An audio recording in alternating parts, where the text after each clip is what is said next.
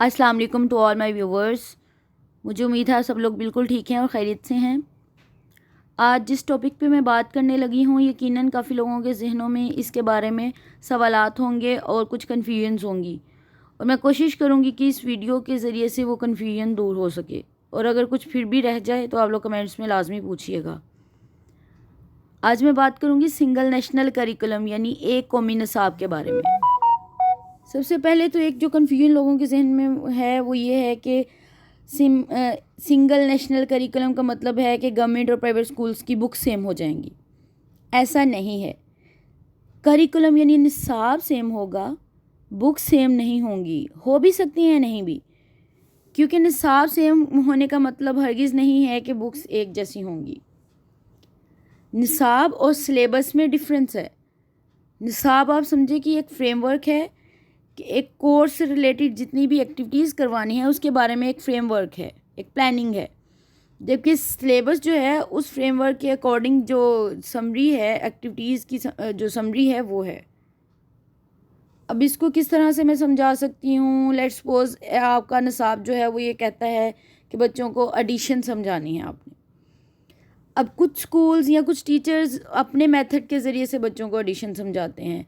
Let's suppose कुछ teachers number line method use करते हैं कि बच्चा एक 1 से 10 तक या 1 से 9 तक जो है वो नंबर लाइंस लगा दे, लाइंस लगा के उन पर नंबरिंग कर दे और उसके ज़रिए से फिर काउंटिंग करे और फिर ऐड करे। कुछ टीचर्स फिंगर मेथड यूज़ करवाते हैं कि फिंगर्स पे बच्चों को कहते हैं कि काउंटिंग करें और फिर एडिशन के सवालात जो हैं वो हल करें। बिल्कुल इसी तरह निसाब सेम होने का मतलब ये है कि SLO यानी लर्निंग आउटकम सेम होंगे। उसमें को करिकुलर और एक्स्ट्रा करिकुलर एक्टिविटीज़ भी इन्वॉल्व होंगी। और सिलेबस का मतलब ये है कि जो उस स्पेशल जो कोर्स कंटेंट है उसकी जो समरी ऑफ एक्टिविटीज़ होगी वो है कि इसमें ये चीज़ें करवानी हैं। क्लियर होगी बात। बुक्स सेम हो सकती हैं, नहीं भी हो सकती, लेकिन निसाब एक जैसा होगा। ओवरऑल जो आउटपुट लेना चाह रहे हैं हम, एक लेट्स सपोज कोई भी सब्जेक्ट है कि इस सब्जेक्ट के बारे में एक बच्चे को जो जानना ज़रूरी है, वो कंटेंट उसका जो करिकुलम होगा वो सेम होगा। उसकी समरी ऑफ एक्टिविटीज़ वो डिफरेंट, हर स्कूल अपनी मर्ज़ी से उनको डिज़ाइन कर सकता है। कुछ लोग अगर एक स्टोरी है, लेट्स सपोज गवर्नमेंट स्कूल्स में अगर वो चैप्टर 1 है या 2 है या 3 है, तो प्राइवेट स्कूल हो सकता है उसको अपनी जो बुक पब्लिश करवाए उसमें 4th या 5th नंबर में रख लें। तो ये चीज़ें होंगी। एक निचोड़ एक होगा, उनको प्रेजेंट करने का स्टाइल डिफरेंट हो सकता है। एक होगी ये बात। आगे फर्दर अगर आप लोगों के कुछ सवालात होंगे तो उसके अकॉर्डिंग मैं इंशाल्लाह कोशिश करूँगी जवाब देने की। आगे फर्दर मूव करते हैं कि सिंगल नेशनल करिकुलम है क्या। मैं जो बातें डिस्कस करूँगी वो आपके सामने हैं कि मैं पहले डिस्कस करूँगी कि सिंगल नेशनल करिकुलम क्या है, उसका रेशनेल क्या है, बैकग्राउंड क्या था, मतलब ये क्यों डिज़ाइन किया गया, क्या विजन था इसका, ऑब्जेक्टिव क्या जहन में रखते हुए इसको डिज़ाइन किया गया, कौन कौन लोग इन्वॉल्व थे यानी स्टेक होल्डर्स की बात करूँगी, ये क्यों डिवेलप किया जा रहा है इस पर बात करूँगी, इसकी कितनी फेजेज़ हैं उसके बारे में ब्रीफ करूँगी। नेशनल करिकुलम काउंसिल कब बनाएगी, क्यों बनाएगी, कुछ इस पर बात करेंगे। और इसकी डेवलपमेंट में किन बातों को जहन में रखा गया, यानी की कंसीडरेशंस क्या थी SNC को डेवलप करने में, उस पर बात होगी। कंपैरिजन किया जाएगा 2006 में जो करिकुलम चेंज हुआ था उसके साथ। की फीचर्स बताए जाएंगे सिंगल नेशनल करिकुलम के, और फिर इसके स्टिमुलाई फॉर लर्नर्स कि ये जो लर्नर्स हैं उनमें किस तरह से चीज़ों को स्टिमुलेट करेगी या बूस्टअप करेगी, उनकी लर्निंग को किस तरह से इन्हांस करेगी। तो बात करते हैं पहले सिंगल नेशनल करिकुलम पे। ये सोचा गया था कि अगर हम एक कौम की बात करते हैं तो एक कौम होने का मतलब ये है कि हम एज अ होल सोचें, प्रोविंशियल जो डिफरेंसेस हैं उनसे हट के एक हो के सोचें। ये ना हो कि KPK का एक बच्चा जो सिलेबस पढ़ रहा है या जो उसको कंटेंट पढ़ाया जा रहा है पंजाब में वो बिल्कुल डिफरेंट है, और जब इन दोनों स्टूडेंट एक ही क्लास के, लेट्स सपोज ग्रेड 5 के स्टूडेंट्स का जब टेस्ट लिया जाए तो वो एक टूल ना हो, मतलब वो एक टूल के अकॉर्डिंग उनकी असेसमेंट ना की जा सके। तो इन सारी चीज़ों को देख के ये फ़ैसला किया गया कि कोई ऐसा सिस्टम एजुकेशन का होना चाहिए सब के लिए जिसमें करिकुलम सेम हो, उनकी मीडियम ऑफ इंस्ट्रक्शन सेम हो और एक कॉमन प्लेटफॉर्म हो असेसमेंट का, ताकि सब बच्चों को एक फेयर और इक्वल अपॉर्चुनिटी मिले हाई क्वालिटी ऑफ एजुकेशन की। और सिंगल नेशनल करिकुलम डिज़ाइन करने का मेन मकसद भी यही है। इसके रैशनल की बात कर लेते हैं कि क्यों बनाया गया, बैकग्राउंड क्या था। 18th अमेंडमेंट इश्यूज़, पाकिस्तान के आइन में जो 18वीं तरमीम हुई थी वो इसको डेवलप करने का एक मेजर सोर्स बना था एसएनसी को। कैसे, आपको पता होगा कि 18वीं तरमीम जो आइन में हुई थी उसमें तमाम सूबों को खुद मुख्तार बना दिया गया था, यानी सूबों को ऑटोनोमस बॉडीज़ बना दिया था कि वो हर फील्ड से रिलेटेड फ़ैसला खुद कर सकेंगे और अपना इवन जो करिकुलम बोर्ड था उसको भी जो प्रोविंशियल लेवल पे ले गए कि हर जो प्रोविंस है अपना जो बोर्ड है वो डेवलप करेगा और उसके अकॉर्डिंग अपनी बुक्स जो है वो पब्लिश करेगा। पंजाब, जैसे पंजाब टेक्स्ट बुक बोर्ड था, सिंध है, KPK है या बलूचिस्तान है, इस तरह। तो उसका असर ये हुआ कि डिफरेंट बुक बोर्ड्स ने हर एक ने अपने अकॉर्डिंग करिकुलम डिज़ाइन किया। और जब हम नेशनैलिटी की बात करते हैं तो फिर उस चीज़ों पे जो हम एक बात करते हैं SDG की, या जो उसमें एक बात की गई थी कि एक यूनिवर्सल प्राइमरी एजुकेशन यानी UPE जिसे हम कहते हैं, और USE यूनिवर्सल सेकेंडरी एजुकेशन, इसको प्रोवाइड करना स्टेट की रिस्पॉन्सिबिलिटी है। यानी पाकिस्तान के आइन में ये कहा गया कि UP से USE की प्रोवाइड करना बच्चों को ये स्टेट की रिस्पॉन्सिबिलिटी है और इसके जितने भी अखराजात हैं वो स्टेट बियर करेगी। इसीलिए आपने देखा होगा कि पहली जमात से 10वीं जमात तक के जितने भी गवर्नमेंट के स्कूल्स हैं वहाँ पे तमाम बच्चों को बुक्स फ्री दी जाती हैं, कोई फ़ी नहीं है उनकी, और बाकी सहूलियात हैं। लेकिन जब सूबों को 18वीं तरमीम के अकॉर्डिंग सूबों को ऑटोनमस बनाया गया तो हर एक ने अपने अकॉर्डिंग जब करिकुलम डिज़ाइन किया तो फिर एक बच्चे को जब डिफरेंट सूबों के डिफरेंट बच्चे को एक ही असेसमेंट टूल के ज़रिए से जब परखा गया तो वो सबके नताइज डिफरेंट थे। तो इसलिए ज़रूरत महसूस की गई कि कोई ऐसा टूल होना चाहिए जिसके ज़रिए से हम तमाम सूबों के जितने भी स्टूडेंट्स हैं उनकी एक ही प्लेटफॉर्म पे असेसमेंट कर सकें, और वो डिफरेंट बोर्ड्स के होते हुए पॉसिबल नहीं था। इसीलिए सिंगल नेशनल करिकुलम को डिज़ाइन किया गया। फिर हर सूबे की कैपेसिटी इशूज़ को देखा गया। हर सूबे में जो है, जैसे कहा यह जाता है कि पंजाब ज़्यादा डेवलप्ड जो है प्रोविंस है पाकिस्तान का, तो इसकी कैपेसिटी इशूज़ डिफरेंट हैं, सरहद के डिफरेंट हैं, बलूचिस्तान के डिफरेंट हैं, सिंध के डिफरेंट हैं। तो इन सारी चीज़ों को देखते हुए इसको डिज़ाइन किया गया। फिर compromise on quality and standards of education. हम एज अ नेशन जब हम नेशनैलिटी की बात करते हैं तो हम ये कहते हैं कि हम एक कौम हैं, और एक कौम होने का मतलब ये है कि हमारे जो हैं सारे डिफरेंसेस एक तरफ, हमारी एजुकेशन भी सबके लिए यकसां होनी चाहिए। तो उस चीज़ को देखते हुए इसको डेवलप किया गया। नेशनल कोहेजन को बेहतर बनाने के लिए और इम्प्रूव करने के लिए इसको डिज़ाइन किया गया, इसके लिए इसकी ज़रूरत पेश आई। और फिर जो हमारी नेशनल एजुकेशन पॉलिसी थी जिसमें कि कॉन्फ्रेंस हुई थी इंटर प्रोविंशियल एजुकेशनल मिनिस्ट्रीज़ की, उसको भी ये रोल दिया गया कि वो ऐसा करिकुलम डिज़ाइन करें जिस पे कि हम एक ही प्लेटफॉर्म से, एक ही असेसमेंट टूल से हर जगह किसी एक क्लास के बच्चे की असेसमेंट कर सकें।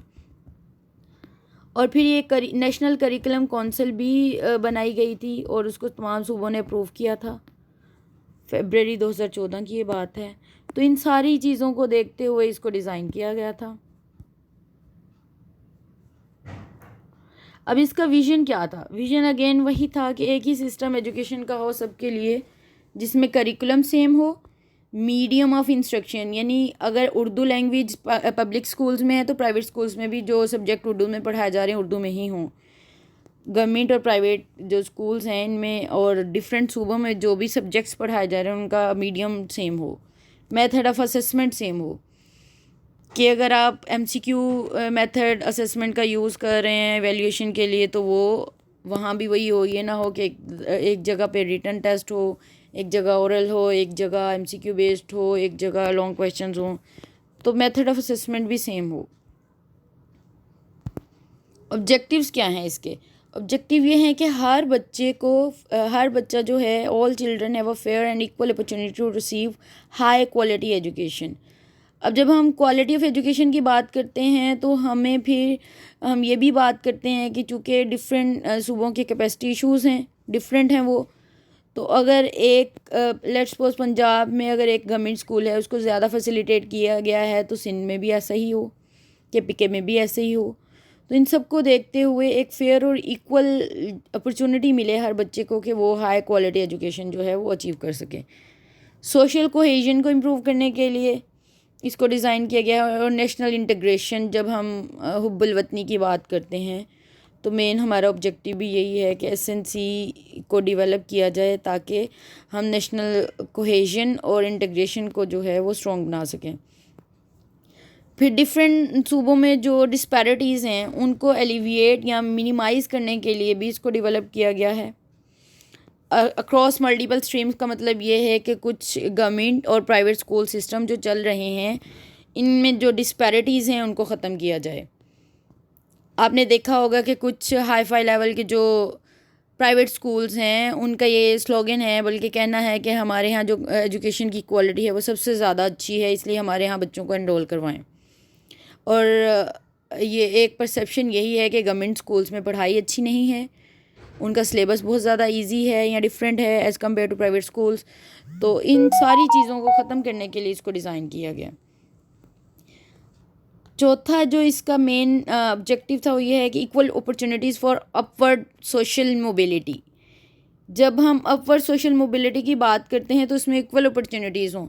ये ना कहा जाए कि क्योंकि कैपेसिटी इश्यूज़ बहुत कम थे इसलिए वहाँ का सिलेबस जो है वो बहुत इजी था। डिफरेंट जो प्रोविंस हैं अगर उनकी बात करें तो वो अगर एक फेडरल लेवल पे या एक जो नेशनल लेवल पे जो मोबिलिटी है उसके लिए इस प्रोविंस या इस ख़ास स्कूल का बच्चा तो क्वालिफाई करता है लेकिन फ़लाँ जगह का नहीं करता। तो इन सारी चीज़ों को ख़त्म करने के लिए और इक्वल अपॉर्चुनिटीज़ को प्रमोट करने के लिए भी इसको डिज़ाइन किया गया है। फिर इक्विटी इन एजुकेशन, जब तक हम इक्विटी की बात नहीं करेंगे तो हम इक्वालिटी की तरफ आ ही नहीं सकते। तो इक्विटी का मतलब यही है कि इंसाफ हो, हर बच्चे को वही सहूलियात मिलें। एक डिस्ट्रिक्ट पंजाब के एक ज़िला में जो सहूलियात मिल रही हैं या के में जो सहूलियात मिल रही हैं वो पूरे पाकिस्तान के किसी भी सूबे के किसी भी स्कूल में वो सब कुछ हो। तो ये हैं इसके मेन ऑब्जेक्टिव्स इसको डेवलप करने के पीछे। फिर smooth inter provincial mobility of teachers and students. आप लोगों ने देखा होगा कि कुछ टीचर्स जो हैं वो एक ज़िला में अगर पंजाब के किसी ज़िला में जॉब कर रहे हैं या यहाँ पे हैं और इंटर प्रोविंशियल अगर मैरिजेस हैं या माइग्रेशन है तो उसमें अगर गवर्नमेंट जॉब एक टीचर की यहाँ है तो उसको काफ़ी सफ़र करना पड़ता है। अव्वल तो ट्रांसफ़र नहीं हो पाता या फिर अगर होता है तो उस कैडर की या उस ख़ास पोस्ट की सीट उसे वहाँ नहीं मिल पाती, क्योंकि ये सारी डिफरेंसेस या डिस्पैरिटीज़ की वजह से ऐसा है। तो इंटर प्रोविंशियल मोबिलिटी टीचर्स की और स्टूडेंट्स की, इनको बेहतर बनाने के लिए और स्मूथ बनाने के लिए भी इसको डिज़ाइन किया गया है, ताकि अगर 8वीं क्लास का पंजाब के किसी स्कूल का बच्चा जब सिंध में ट्रांसफ़र हो तो उसको उसी क्लास में एनरोल किया जाए, ना कि उससे कम या अगले लेवल पे उसकी जो एजुकेशन है या कंटेंट है उसकी बिना पे।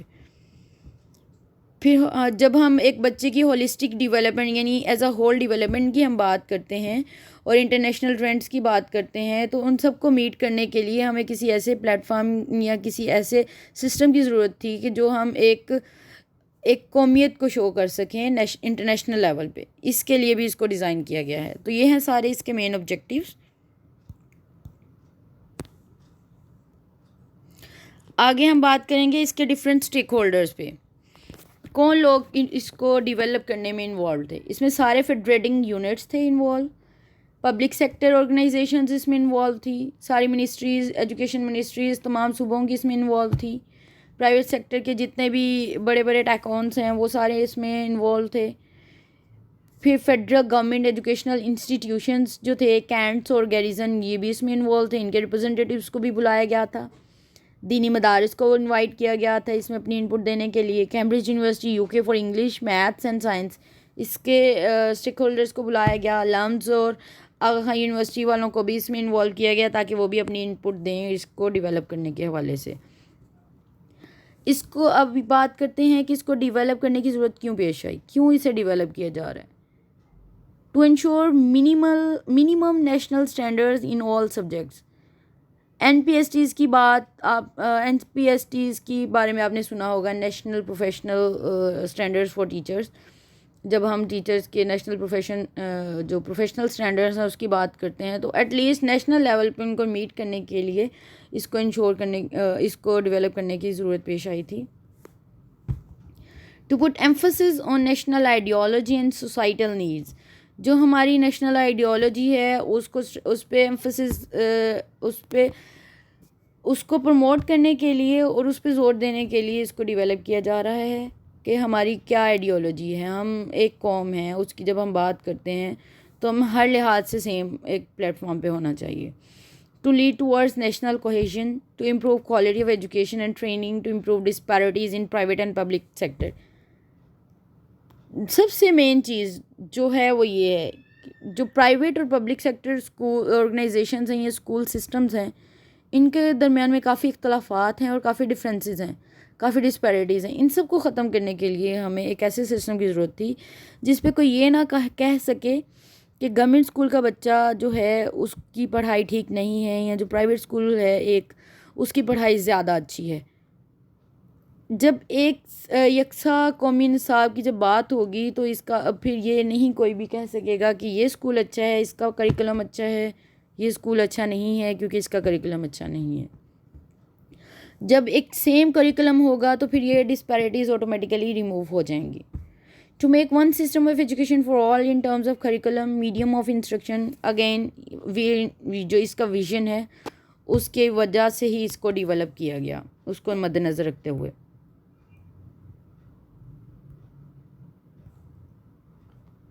अब इसकी फेजेस की हम बात कर लेते हैं कि कितनी फेजेस में इसको लॉन्च किया जाएगा। मेनली 3 फेजेस में इसको लॉन्च किया जा रहा है। पहली फ़ेज़ मार्च 2021 से स्टार्ट होनी थी क्योंकि आप लोगों को पता है कि एकेडमिक ईयर जो है 31 मार्च में कंप्लीट होता है और 1 अप्रैल से नया एकेडमिक ईयर स्टार्ट होता है।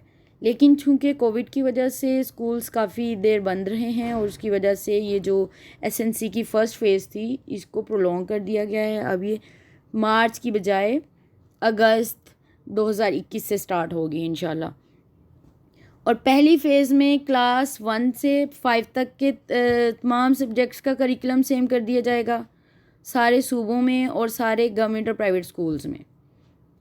दूसरी फ़ेज़ जब लॉन्च होगी वो मार्च 2022 में लॉन्च होगी और इसमें क्लास 6 से 8 तक के तमाम जो सब्जेक्ट्स हैं उनका करिकुलम सेम कर दिया जाएगा। तीसरी फ़ेज़ जो है वो मार्च 2023 में लॉन्च की जाएगी और इसमें क्लास 9 से 12 तक के तमाम सब्जेक्ट्स जो हैं वो सेम कर दिए जाएंगे।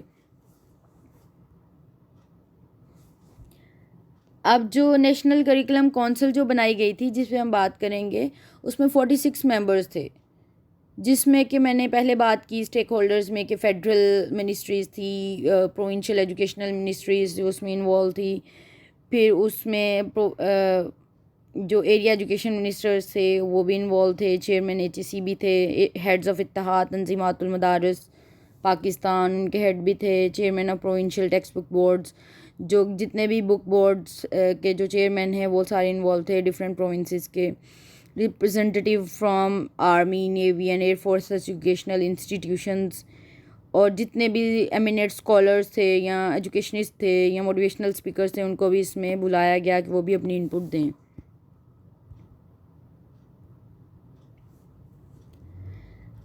की कंसीडरेशंस क्या थी इसको डेवलप करने में कि कुरान और सुन्नत की टीचिंग के बिल्कुल उसके साथ हो, ऐसा करिकुलम हो कि प्राइवेट स्कूल चाहे गवर्नमेंट स्कूल उसमें जो भी कुरान और सुन्नत के हवाले से तालीमात दी जाएँ वो एक जैसी हों, ना कि डिस्पैरिटीज़ जहनों में और बच्चों में क्रिएट की जाएं। कॉन्स्टिट्यूशनल फ्रेमवर्क को देखते हुए इसको डेवलप किया गया। हमारे कायद और कायद आज़म मोहम्मद अली जिन्ना और अल्लामा इकबाल के विज़न को देखते हुए इसको डिज़ाइन किया गया कि उनका क्या विज़न था। एक कौम की हम जब बात करते हैं तो उसमें कायद का विज़न आता है। alignment with the goals and targets of SDG, sustainable development goal, जो कि एक समिट हुआ था डिफरेंट कंट्रीज़ का, और उसमें ये कहा गया था कि 2030 तक हम जो डिफरेंट कंट्रीज़ को टारगेट या गोल्स असाइन किए गए थे वो अचीव करेंगे। तो पाकिस्तान के लिए जो गोल 4 था, SDG 4, वो ये था कि यूपी यूएससी को ये इंश्योर करेंगे और इसको मैक्सिमम लेवल तक अचीव करेंगे और कामयाब बनाएंगे कि यूनिवर्सल प्राइमरी एजुकेशन और फिर यूनिवर्सल सेकेंडरी एजुकेशन प्रोवाइड करना स्टेट की रिस्पॉन्सिबिलिटी थी, और इसको 100% लेवल तक अचीव करना कि पाकिस्तान का हर बच्चा स्कूल्स में इनरोल हो। ये हमारा SDG 4 था। उसको फुलफ़िल करने के लिए और उसके टारगेट्स को जहन में रखते हुए इसको डेवलप किया गया आउटकम बेस्ड अप्रोच, यानी जब हम SLO learning student learning outcome की जब हम बात करते हैं, इस अप्रोच को यूज़ करते हुए इसको डेवलप किया गया कि हम टीचर सेंट्रिक अप्रोच की बजाय स्टूडेंट सेंट्रिक अप्रोच की तरफ मूव करें, यानी एक्टिविटी बेस्ड लर्निंग की तरफ हम जाएं। उसको देखते हुए इसको डेवलप किया गया है। नेशनल पॉलिसीज़, जितनी भी एजुकेशनल पॉलिसीज़ आई थी उसको देखते हुए, एस्पिरेशंस एंड नेशनल स्टैंडर्ड जो NPSTs हैं, सबको देखते हुए इसको डेवलप किया गया है। फिर अमर्जिंग इंटरनेशनल ट्रेंड्स जो टीचिंग में या लर्निंग और असेसमेंट में हैं, इन सबको देखते हुए इसको डेवलप किया गया है। फिर focus on values life skill based, यानी हम जस्ट थ्योरेटिकल बातें नहीं करेंगे, हम एक्टिविटी बेस्ड लर्निंग की जब हम बात करते हैं तो उसमें लाइफ स्किल्स आती हैं कि एक ज़िंदगी गुजारने के लिए किन किन चीज़ों का जानना और किन किन स्किल्स का बच्चों को पता होना ज़रूरी है। इन सब चीज़ों को देखते हुए इसको डिज़ाइन किया गया है। इसके अलावा respect and appreciation for different cultures, her culture की रिस्पेक्ट और उसमें जो उनके जो डिफरेंट आइडियाज़ हैं या आइडियोलॉजीज़ हैं उनको देखते हुए इसको डेवलप किया गया है। And religions in local and global context, promotion of intellectual, spiritual, aesthetic, emotional, social and physical development of learners, कि एक बच्चे को इंटेलेक्चुअली, स्पिरिचुअली और एस्थेटिकली हर तरह से उसको जो भी डेवलपमेंट की ज़रूरत है उन सारे एस्पेक्ट्स को देखते हुए इसको डेवलप किया गया है। रेटा सिस्टम यानी क्रैमिंग या रोड मेमोराइजेशन की जब हम बात करते हैं, इन सारी चीज़ों से हट के एक्टिविटी बेस्ड लर्निंग को इसमें इन्वॉल्व किया गया है और उसके अकॉर्डिंग इसको डिज़ाइन किया गया है। और 21st सेंचुरी स्किल्स को देखते हुए, जैसे उसमें एनालिटिकल स्किल्स हैं, क्रिटिकल और क्रिएटिव थिंकिंग, इन सब को देखते हुए इसको डिज़ाइन किया गया है।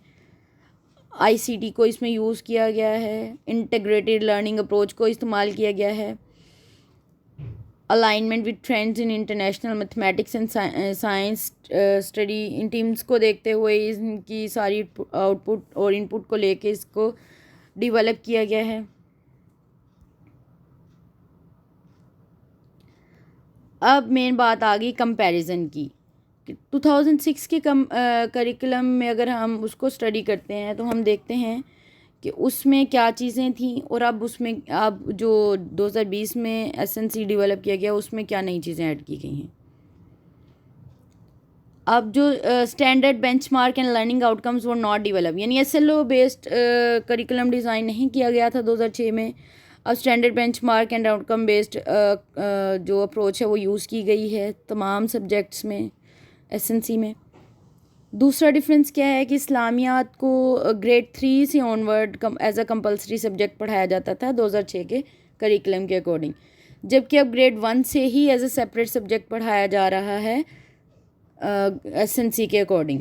ग्रेड 1 से ही इस्लामियात एज अ सेपरेट सब्जेक्ट पढ़ाया जाएगा, जबकि पहले इस्लामियात का जो पार्ट था उसको जनरल नॉलेज में मर्ज करके बच्चों को पढ़ाया जाता था जनरल नॉलेज के सब्जेक्ट के अंडर, वाक़फ़ियत आमा में, लेकिन अब उसको as a separate subject class 1 से ही पढ़ाया जाएगा।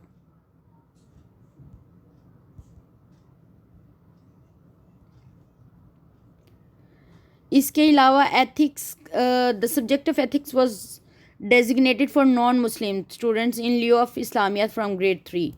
अब चूँकि हम जैसे मैंने कहा कि इस्लामियात का ग्रेड 1 से ही subject as a separate subject पढ़ाया जाएगा मुस्लिम्स के लिए, और नॉन मुस्लिम्स के लिए एथिक्स को as a separate subject grade 1 से ही पढ़ाया जाएगा, ना कि ग्रेड 3 से।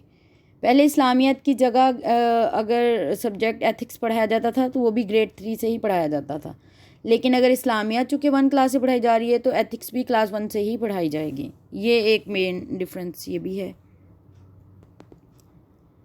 की फीचर्स क्या थे एसएनसी को डेवलप करने के लिए कि कंटेंट जो था एसएनसी का वो maths and science has been align to TIMSS content framework the content is align to the international commitments like SDG 4 जिस पे पहले मैंने बात की है, सस्टेनेबल डेवलपमेंट गोल 4, और SNC focuses on equipping learners with values principle and attributes. और ये क्या मोर एक्टिविटी बेस्ड अप्रोच की तरफ बात करते हैं rather than static teacher centric approach, ये इसका मेन एक फ़ीचर है। ICT यानी इंफॉर्मेशन कम्युनिकेशन जो टेक्नोलॉजीज़ हैं उनको इसमें इंटीग्रेट किया गया है, इसमें इस करिकुलम को डिज़ाइन करते हुए कि टेक्नोलॉजी को बिल्कुल नज़रअंदाज नहीं किया गया। स्टिमुलाई फॉर लर्नर्स क्या हैं कि ये प्रमोट करेगा ट्रूथफुलनेस को, यानी बच्चों में सच्चाई, ईमानदारी, इन सारी चीज़ों को, इन वैल्यूज़ को इंसेप्ट करेगा, उनमें ये सारी वैल्यूज़ जो हैं उनको स्टिमुलेट करेगा। टॉलरेंस, ये करिकुलम इस तरह से डिज़ाइन किया गया है कि बच्चों में टॉलरेंस के हवाले से डिफरेंट स्ट्रेटजीज़ और स्टोरीज़ होंगी, बच्चे टॉलरेंस के बारे में सीखेंगे, समझेंगे और उस पर अमल करेंगे। पीसफुल को एग्जिस्टेंस कि अगर डिफरेंट कास्ट सिस्टम है या डिफरेंट रिलीजन के लोग रह रहे हैं कि पीसफुली उनके साथ कैसे रहना है। इन्वायरमेंटल अवेयरनेस एंड केयर है, डेमोक्रेसी पे बात हुई है, उसके लिए इसमें स्टिमुलाई मिलेगा लर्नर्स को। ह्यूमन राइट्स की बात होगी, उसके लिए इसमें काफ़ी कंटेंट है। सस्टेनेबल डेवलपमेंट की बात होगी, global citizenship, personal care and safety, analytical, critical and creative thinking, ये तमाम चीज़ें होप्सो स्टिमुलाई हैं एज वो लर्नर्स के लिए, वो उनको स्टिमुलेट करेंगे कि इन सारी चीज़ों को इसमें जो उसका मेन ऑब्जेक्टिव है अचीव हो सकेंगी, और उसके जो मेन फीचर्स हैं उसके अकॉर्डिंग इसको डिज़ाइन करके ये सारी चीज़ें, ये सारे जो उसमें जितने भी फीचर्स हैं या खूबियाँ हैं वो इसमें ये एक्सपेक्ट किया जा रहा है कि वो लर्नर्स में पैदा होंगी इंशाल्लाह। ये था एसएनसी के बारे में एक ओवरव्यू। अगर आपको मज़ीद इसके बारे में कुछ जानना है या कुछ चीज़ें मेरी रह गई हैं, कुछ मैं गलत बोल गई हूँ, कुछ ज़्यादा डिफरेंट हैं, तो आप लोग काइंडली मुझे कमेंट्स में लाजमी बताएं। और इसके अलावा भी अगर आपके कुछ सवालात हैं तो आप लोग पूछें कमेंट्स के ज़रिए, इंशाल्लाह मैं हर कमेंट को पढ़ने की और रिप्लाई करने की कोशिश करती हूँ। आज के लिए इतना ही, अल्लाह हाफिज़।